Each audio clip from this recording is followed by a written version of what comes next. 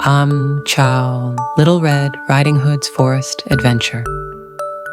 Once upon a time, there was a sweet little girl who loved her red cloak so much, a gift from her grandmother, that everyone called her Little Red Riding Hood. One day, her mother said, "My dear, your grandmother is ill. Could you take this basket of pastries and jam to her? But don't dawdle in the forest. Go straight to her house." Little Red Riding Hood cheerfully agreed and set off. As she walked through the woods, she saw colorful flowers and thought, "I'll pick a bouquet for Grandma." While gathering flowers, she suddenly met a tall wolf. The wolf grinned slyly. "Hello, little girl. Where are you going?" Innocently, she replied, "I'm taking treats to my grandma. She's sick." The wolf thought, "Perfect, now I'll eat them both." He rushed to Grandma's house, knocked, and mimicked her voice to get inside. Then he locked Grandma in a closet and dressed in her clothes. Soon, Little Red Riding Hood arrived and called out, "Grandma, I'm here."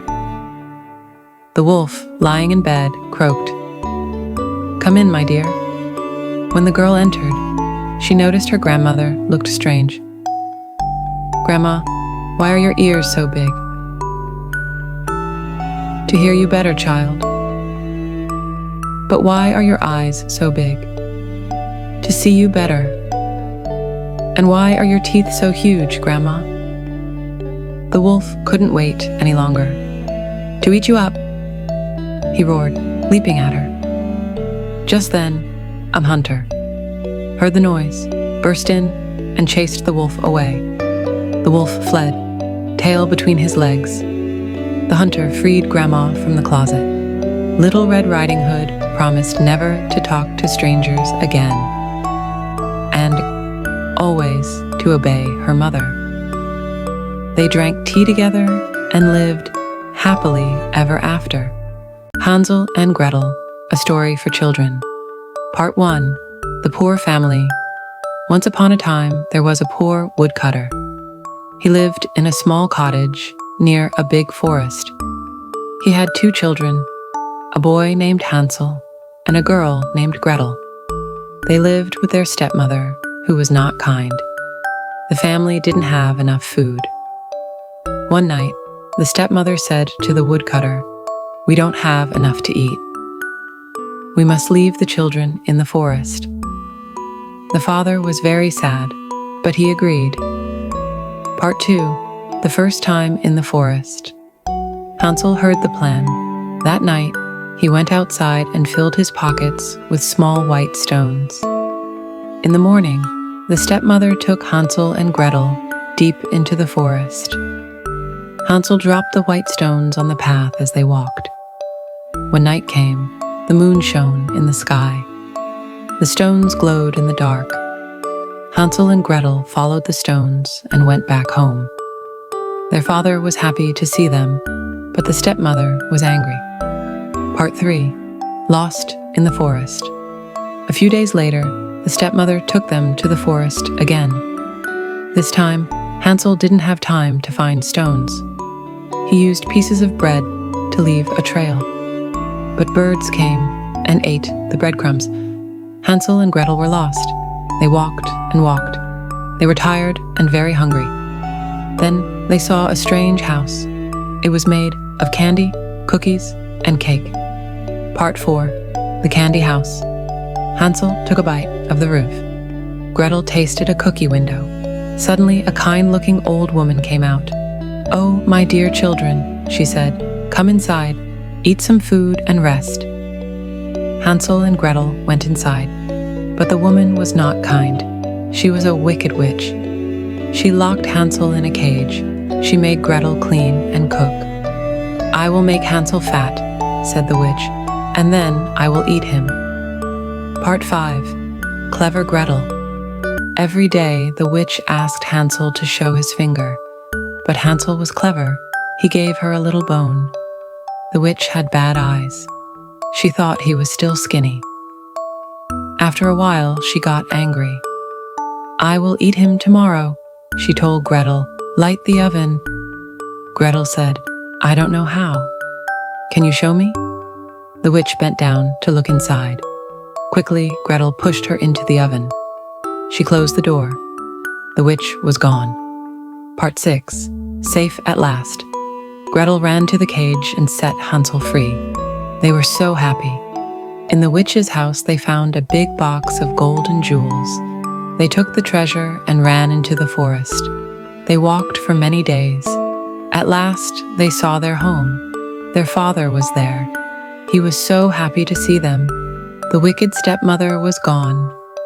Now they had gold, food, and love.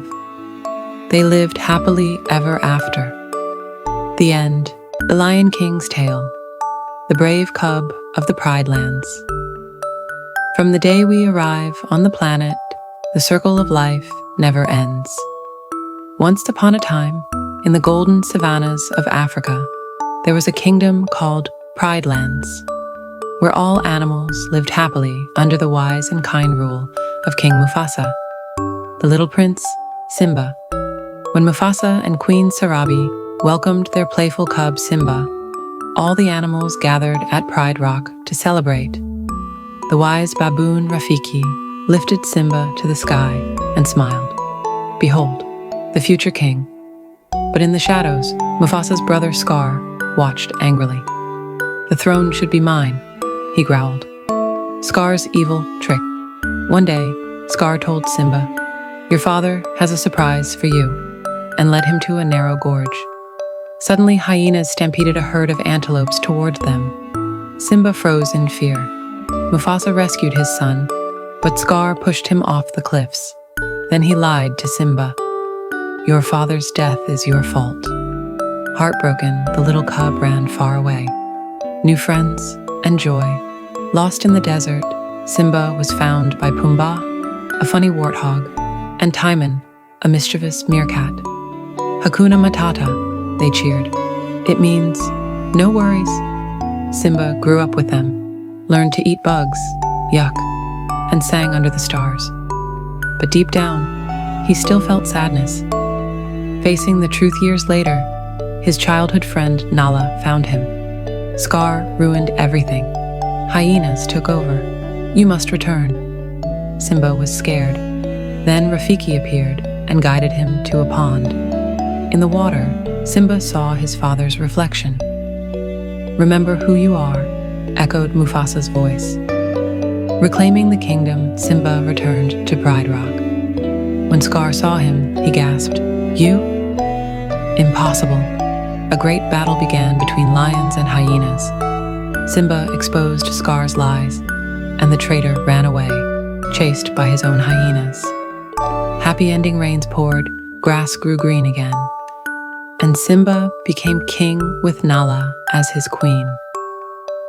Later, they welcomed a cub named Kion.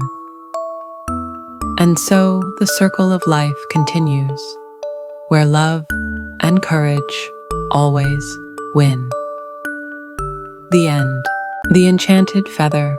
Once upon a time, in a small village, nestled between rolling green hills and the mystical whispering woods, there lived a kind and curious girl named Lily. She loved exploring the world around her, listening to the stories of the wind and helping anyone in need.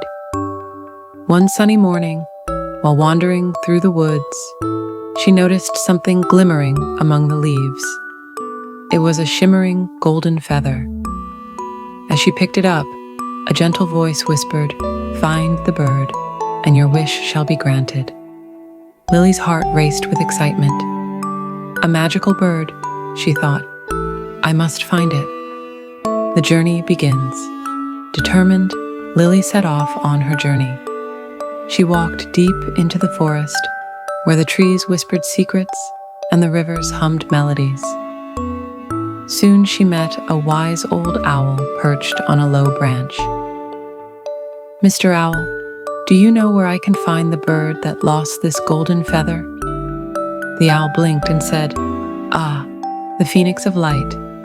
She lives beyond the crystal river, but beware, the path is full of challenges. Lily thanked the owl and continued her journey.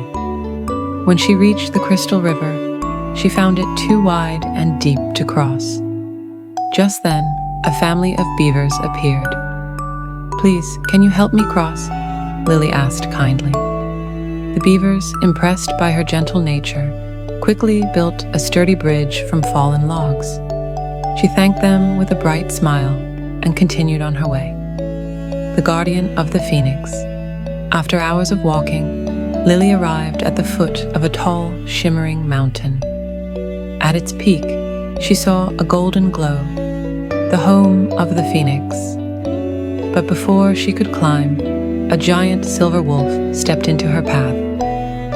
"To see the Phoenix, you must answer my riddle," the wolf said in a deep voice. Lily nodded bravely. "I grow when shared, but shrink when hoarded. What am I?" Lily thought for a moment, then smiled. "Happiness," she answered.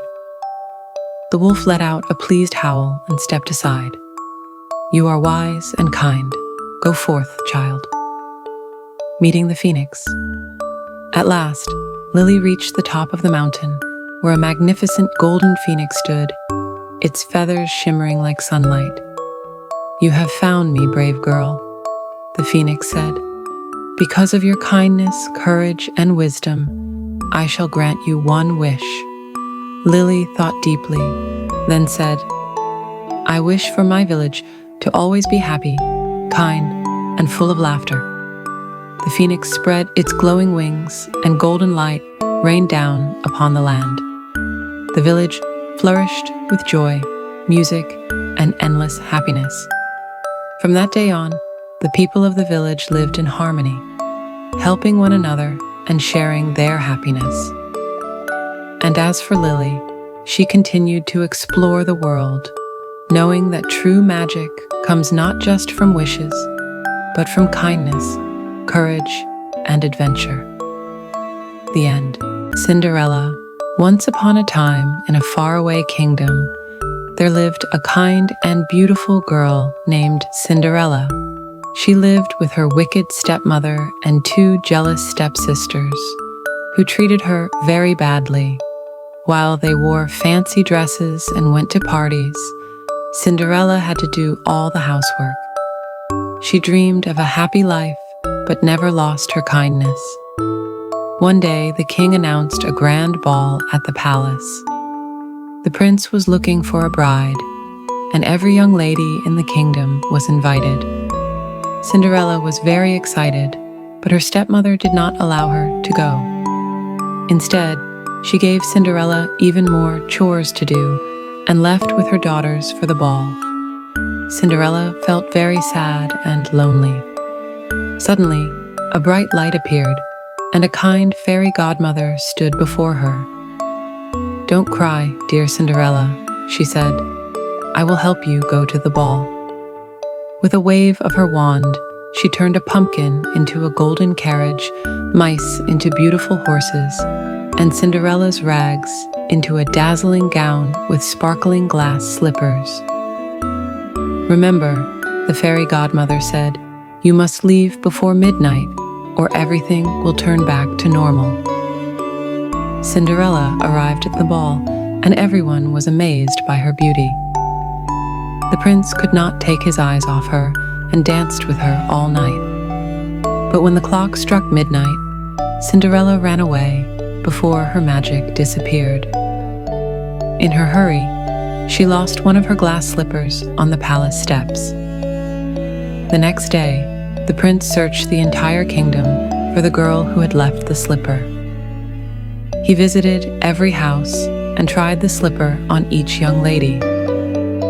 When he arrived at Cinderella's home, her stepsisters tried to fit into the slipper, but it was too small. Then Cinderella tried it on, and it fit perfectly. The prince knew he had found his true love. He took Cinderella to the palace, and soon they were married in a grand celebration. Cinderella and the prince lived happily ever after, and she never had to do any chores again. The end.